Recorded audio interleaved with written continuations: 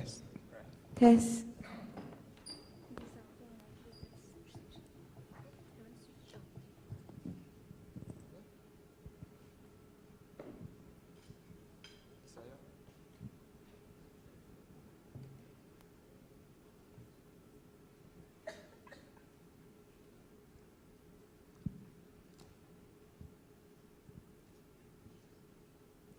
Today, we're going to talk about a company that all of us have been in touch with, at least in one point of our lives, directly or indirectly. Now, it carries a global product that all of us would need, especially when we were young children. Today, we're going to talk about Fonterra. Now, judges, participants, ladies and gentlemen, good morning. My name is Aloysius. And my name is Lisa. And with us today is also our team member, Angela. And we three stand proud today on behalf of Ngee Polytechnic. In this presentation, we'll zoom in into some key factors of Fonterra's supply chain, which includes its operations, transportation, as well as the technological aspect of supply chain. Of course, we also have something in surprise for all of you. With that, let's get into it. Aloysius, could you tell us more about what Fonterra is about? Well, you know what, Lisa? Of course. Now, Fonterra hails all the way from New Zealand, and their business model is focused on being a multinational dairy cooperative. What do you mean by cooperative? Oh yes, Lisa. Now, being cooperative means that Fonterra is actually owned by well over 10,600 New Zealand farmers. In fact, they're actually owned by more farmers all around the world, from Chile, really. Wow, that sounds very interesting. Yeah, you see, but there's more. Fonterra is actually the world's largest dairy producer, exporting brands such as Enlin and Anchor that all of us are familiar with. But more significantly, Fonterra carries and connects up to 140 different countries and to date remain extremely export-oriented. Talking about Fonterra's global involvement, I have something to share with all of you. Look at the world's outlook in 7 years to come. The green bar represents the demand growth and the blue bar represents the milk supply growth. Aloysius, can you tell us what you observe from this global map? Well, Lisa, at a first glance, it is key that the demand in India, China, Middle Eastern, part of North America, clearly the demand outweighs supply. Perhaps, I guess, it must be because they're an emerging nation. That's right. As you can see, the demand in India has exceeded 5 times the supply and twice the amount of demand than supply in China and Middle Eastern North America. You know what? If we can leverage on this, I think this sounds like an excellent business opportunity for Fonterra. That's right. This actually shows us the potential outlook forecast for Fonterra in the coming years. It's actually evident that the demand is more than the supply in the emerging nations. Hence, it makes it even more essential to streamline the supply chain and to ensure that Fonterra can effectively reach the different countries, regardless of location. And talking about business success, the most important factor of Fonterra as an export-based company is that time to market. It is crucial that Fonterra is able to meet the global demands, not just effectively, but efficiently. In fact, it takes nearly 11 days for Fonterra to ship its dairy products from New Zealand to its customers like Vietnam and Indonesia. So now, ladies and gentlemen, what if we could shorten that time and allow Fonterra to reach its customers even faster? We have the solution to improve Fonterra's operational, technological, and even transportational aspect of its supply chain. Angela, why don't you get the ball rolling and share with us the operational aspect of Fonterra's supply chain? Thank you, Lisa. Now, in regards to Fonterra's current operation, its as-is process starts off from its customer's order, as you can see in the slide. For instance, in the event of Vietnam, the orders are made from the Vietnam's admin office, and then the orders will be sent to Auckland's admin office, following which the orders will be passed to the factory, whereby the orders will be individually processed, which together with the trucking to the port will take up to 5 days. Wait, Angela, is that right to say that you're trying to tell us that the New Zealand factory in New Zealand actually does both the production as well as the consolidation of orders? Yes, Aloysius, you brought up a really good point. With the handling of 2 major duties of the supply chain, it presents room for errors. In fact, in addition to the 5 days as seen here, nearly 11 more days is required for shipping, which means that there must be a better solution for Fonterra, and of course, we will get to this very shortly. Well, sure thing, Angela. Now, in terms of transport, Fonterra currently ships its orders straight to customers in key markets like China, India, straight from New Zealand. Wait a minute, Aloysius. So how will global customers such as Vietnam get its orders? Well, you see, our detailed research has shown that Fonterra will consolidate all its orders in its Auckland port, really near to its factories, before having it shipped straight to key markets like Russia, China, as well as India. In fact, that sounds like a pretty decent plan. Of course, but upon critical analysis, we found that there are two key points that we need to look into, and it's extremely worrying. Now, firstly, the individual shipment of products to key markets mean that Fonterra will hardly be able to achieve an economy of scale, since it often will have to ship less than economical load of shipments all the way to various geographic regions. But secondly, the more important worry is the worry of responsiveness. For one, as mentioned by my teammates, a shipment from Australia to anywhere in the world, simply because of geographic regions, would not be as short as anywhere else in the world, simply because it is at the extreme south. And as mentioned, it takes nearly 2 weeks to reach key markets. But on a supply chain level, we looked into the frequency of shipments in New Zealand. And surely, the lack of shipment of frequency means that Fonterra would not be as responsive in the international business environment unless it starts shipping from a more centralized location. Fortunately, we have the solution to this. Our team proposes a to-be solution named Hub and Spoke. When the customers make an order, the Vietnam's admin office will send the order to Singapore's hub instead of Auckland's. Now, one crucial point to note here is that instead of sending the consolidated orders back to Auckland, the orders will be sent to the hub in Singapore as shown in the slide. Meanwhile, Auckland's factory will be producing tons of milk with efficiency in mind before delivering them to Singapore in large quantities in an economical manner. In contrast to how it is now, where production quantities are made to match current orders. Therefore, this allows Fonterra to enjoy economies of scale in its production. Given Singapore's close proximity to Southeast Asia, this would mean that planting a hub in Singapore would definitely shorten the shipping time tremendously. Well, you know what, Angela, that sounds like an excellent plan for Fonterra. You bet, Aloysius. In addition, by planting a hub in Singapore, New Zealand will be able to specialize in production of milk, while Singapore serves as a hub to do the global packaging and distribution. With the specialization of roles in a particular function of New Zealand and Singapore, these hubs will gain an economies of scale and contribute to the cost savings for Fonterra. Yes, Angela, but more so on the transportation side, the hub in Singapore would first mean that there's an increase in frequency, considering what a global port we are in Singapore. But more importantly, we believe that this will allow Fonterra to gain a more responsive supply chain. Now, if Vietnam or Indonesia, they need an urgent order, no problems. Fonterra will be able to deliver it within 2 days. But as you can see on the slide, without the hub in Singapore, the time to market will be nearly 2 weeks. And this is an extremely worrying thing. And we feel that all in all, it leads to a longer time to market. And as an export-oriented company, this is something we need to look into. Now, without further ado, shall we now pass the time back to Lisa to share with us something more technologically inclined? Thank you, Aloysius and Angela. So now that we have understood the operational and transportational aspect of supply chain of Fonterra, now let's look at the technological side of things. So Fonterra currently partners with IBM and uses their LogicNet system. So this system, as shown in the diagram, involves all different parties and integrates them using technology represented by the lightning bolt. So these components include the headquarters in New Zealand, the trucking companies, the different ports, as well as customers like Vietnam. So LogicNet has aided the technological aspect of Fonterra's supply chain.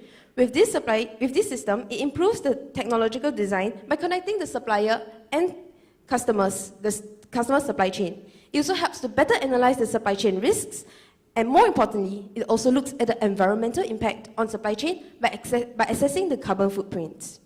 This system shows the information of the different parties of supply chain individually. It has helped to reduce 45,000 truck movements per year through the streamlining of supply chain and gain energy savings. Now, we understand that this system gives a holistic view of the different individual components in the supply chain. We can further improve this by having a total visibility and integration of all components of the supply chain to the system where it shows the cause and effect of the various supply chain components when one variable changes. A customer can have the total visibility through viewing from their desktop screen or their smartphone app to show the overall view of the supply chain. Not only can Fonterra see the supply chain from a larger picture to aid demand and sales forecasting, this also benefits their customers, who are their subsidiaries like Encore and Enlin. This shared bird's eye view of the whole supply chain allows all parties to be aligned and effectively reducing conflict between supply chain parties. We also understand that any company's supply chain has always a high level of complexity, And we want to reduce this complexity by integrating the supply chain in a more in-depth manner. This means the supply chain of the customers, trucking companies, and port schedule into the system. This helps to link the different parties of the supply chain. Not only that, the internal organization of Fonterra, the HQ, the subsidiaries, all can be integrated into the system too. For example, the transportation system could include the information relating to shipment like shipping dates, shipping frequencies, countries to ship to, as well as the speed of shipment. So with this, Fonterra is able to better plan and better forecast the shipment and delivery schedules to increase efficiencies. Also, if there is a partial shipment to Vietnam, Fonterra can tap on that and ship their goods to Vietnam too. This helps to increase economies of scale by saving time, reducing cost, and decreasing energy consumption. Thus, the total visibility and integration can be the next aspect Fonterra can look into. All in all, the recommendation for Fonterra supply chain to include a hub and spoke in Singapore and to increase total visibility and integration in the supply chain will help them tremendously. With the hub and spoke, New Zealand will be able to focus and specialize in the production of dairy. To date, 89% of the world uses Fonterra. Therefore, Fonterra should produce in the most economically efficient manner. Next, the hub in Singapore will then specialize in the administration, packing, and operation aspects. Hence, Auckland will ship the forecasted demand out to Singapore, and Singapore will pack and ship the forecasted demand out to the various countries. This allows Singapore to take advantage of their strategic position in the world with large imports and exports exceeding 3 times its GDP. Next, as you can see here, the total visibility and integration helps party in the supply chain to have a better view and a better planning for its transportation. This helps to save time and definitely cost. In addition, with more transportational planning, this allows Fonterra to reduce the carbon footprint, and this is in line with the need to be environmentally friendly. Now, I'm sure all of you here today have heard about Fonterra's botulism case appearing on the news lately. Now, if we were to use this case as an application on the news lately, we will be able to Fonterra would be able to better respond to its reverse logistic needs. Instead of having its product shipped all the way back to New Zealand, Singapore will be the hub. Singapore will be the hub to look into this issue and gets Fonterra high quality and high assurance milk powder back into the affected markets. We are certain that these strategies here will allow Fonterra to be more responsive in such global events in the future. Now, remember at the beginning of the presentation, we mentioned about this little surprise that we have for all of you here. Aloysius, would you share with all of us here what exactly is this little surprise? Sure, Angela, I'll be more than pleased. Now, ladies and gentlemen, as a team, we understand that the key to remain competitive as well as relevant in the ever-changing industry is to compete in terms of innovating for tomorrow. Now, have any of you ever experienced expiring food? Now, doesn't that surely feel like a real big waste of money? Now, you see, in the F&B industry, one that Fonterra is in, food product wastage is real. And we believe if we can come up with one solution to revolutionize the way businesses in this industry work, it would surely be the color-changing labels. Now, what these are production labels that will actually change visually. Now, 2 months from expiry, perhaps a cool green, a really fresh green can appear on the product. 1 month, and perhaps an orange, just try to get a bit of notice. 2 weeks, we need a bright red to make sure that everyone notices that this thing is going to expire. And we believe that this offers instant product recognition in terms of potential losses to companies, in terms of product wastage and expiry. But on another level, superior product monitoring will give an increasing business friendliness for clients, and this will allow Fonterra's clients to be assured, believe, as well as value Fonterra as partner. Now, we also looked into how Fonterra transports its milk in tins, barrels of milk powder. This is, of course, a way to keep it lighter, longer, and make it last longer through transportation as compared to fresh milk. Now, there is, of course, a way where we felt that it was just not such an efficient way of transporting the milk, simply because there are gaps between barrels and tins. Now, we asked ourselves, is there a way to make our supply chain more efficient, more streamlined, and more cost-effective, to put in more milk powder into a cubic meter on the boat, and to find out how it will be done tomorrow. Now, fortunately for us, we thought of a way to revolutionize the way milk moves. Then we will keep the milk powder, but transported in the shape of a cube. Now, with the fact that transportation cost is calculated on the base of a rectangular basis, we want to stuff as much milk powder as we can, and as well, make it a lot more cost-effective for Fonterra. Now, this will allow Fonterra to be space-effective and experience and ease of packaging. Now, of course, as a customer-oriented company, we definitely wanted to look into the way of how the customers would react to this reaction. And of course, it removes the need for measure, simply because a cube will always be a fixed, solid volume of milk powder. And of course, they will also reap the transportational cost savings, which will definitely give Fonterra the edge among competitors. But you see, ladies and gentlemen, we thought of this. If we look at the world's largest dairy product today, we actually realized that there were a lot of smart strategies involved in Fonterra, and there certainly was a lot for us to learn. But like anything in this world, there was really room for improvement. And we are certain that the hub and spoke, technological, as well as innovation strategies, that Fonterra will become a smarter, a quicker, and all in all, a more responsive global milk producer. And with that, we've come to the end of our presentation, and we hope you thoroughly enjoyed it.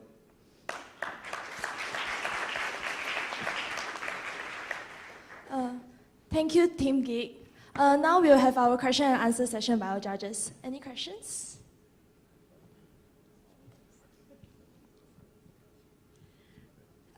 So we do appreciate that having a hub in between, in the middle of your supply chain, will reduce the lead time. But what are the prerequisites or the points Fonterra has to look at to make sure this hub is very efficient? Yeah, okay, my name is Aloysius and I'm proud to take that question. Now, we understand that, having a shipment hub in Singapore, I think the one primary concern is definitely cost. Now, Singapore is one of the most expensive cities in Asia, but we also took into consideration that it's one of the most integrated hubs in Asia. And we believe that the increase in frequency of shipments, now for one, we actually looked into the case study of shipment from Vietnam. And in Singapore to Vietnam, there was really 4 times more shipments compared to New Zealand from Vietnam. And that's not considering the lead time that it actually gives to Fonterra. So apart from qualitative benefits, such as, I think, the increase in responsiveness to consumer needs and all that, but we actually realized that there was a quantifiable benefit. And it may cost a bit more, but we understand the cost to benefit ratio will surely be a lot higher for Fonterra in this case. Hi, my name is Roland. I think this, you guys put up a typical organization looking at establishing hub, whether in Asia or Europe, etc. My question is actually very simple. The first few slides you showed China, India being one of the fastest growing market for 2020, right? My next question is, why then you choose, why is it that you selected Singapore? Because I don't see in any of your presentation, you show why Singapore was a call-out. If China and India is our tomorrow's market, why do you want to put your hub in Singapore, as an example, number one?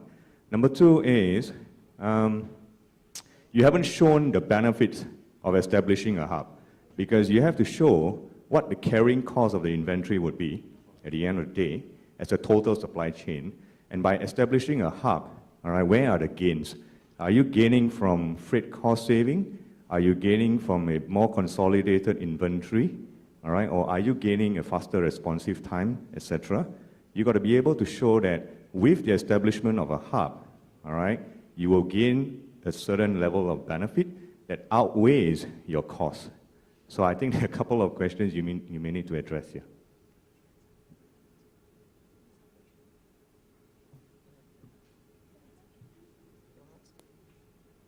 Looking at the question, I think, of course, definitely, I think, if considering the fact that China's and India's actually our key market, we could have looked into China and India, and I think as a team, we actually believe that there is a really good suggestion. Based on your second question, with regards to the cost to benefit ratio, with regards to the responsiveness, as well as the benefits that we looked into, I think we definitely know that in terms of cost, establishing a hub in Singapore is definitely it's going to be a really expensive project, but of course I think we feel that based on the lead time, it's going to give Fonterra a much more responsive supply chain. So, yeah. I hope that answers your question.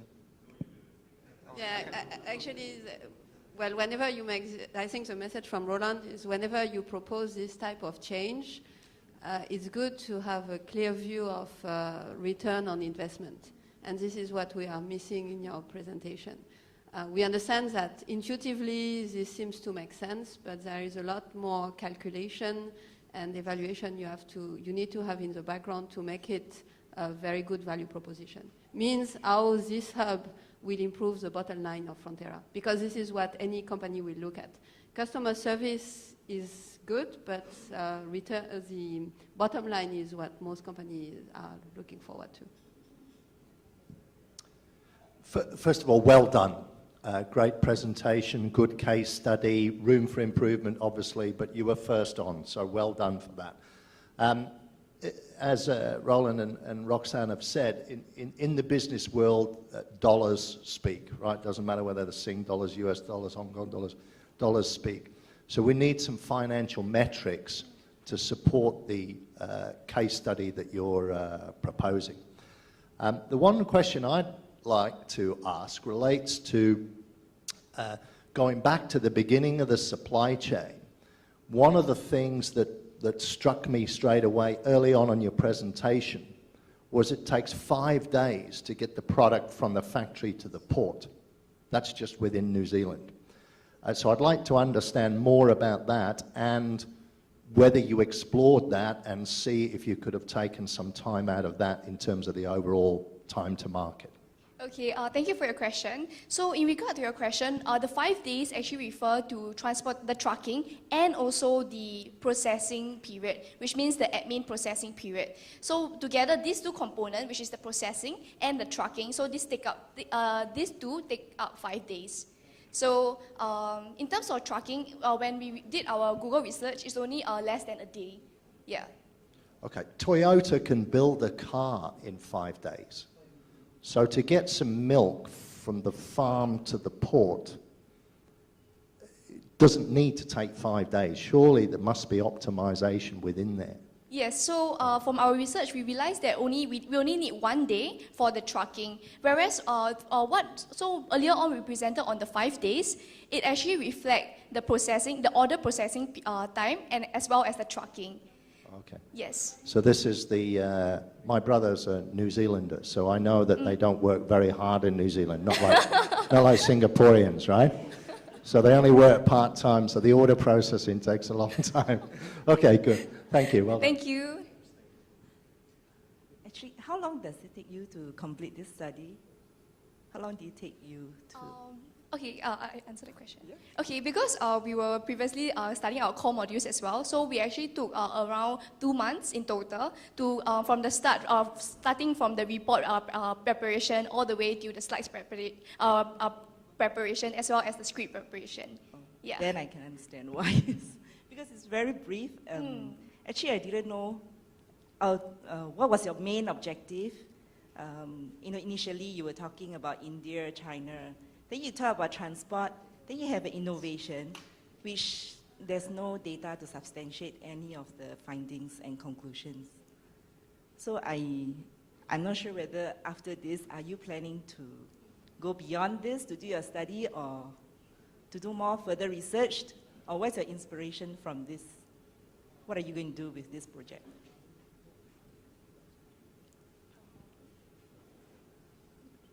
Are you going to do further research or that's it, your project closed? Yeah, we actually, for this case study for Frontera, we actually kind of directed this whole thing for this competition. So yeah, I think after this, definitely we want to take a look into how we actually look into business cases. I think because we're all international business students. So yeah, we'd like to thank all of you for your feedback and, just really think about how we're going to approach future business cases. Yeah, because when you show the final innovative idea of the milk, I think it's just an idea, but I'm not sure whether have you do any discussion with the milk manufacturer, what are the considerations and what the cost impact as well. There's no data to substantiate that. Yeah, we actually really understand that, and actually, truth to be told, we actually did not manage to contact the milk distributors as well as the manufacturer to get a more insight about that. Yeah, we kind of just thought about, what would be a really interesting idea. Okay, thanks very much. Well done. Thank you.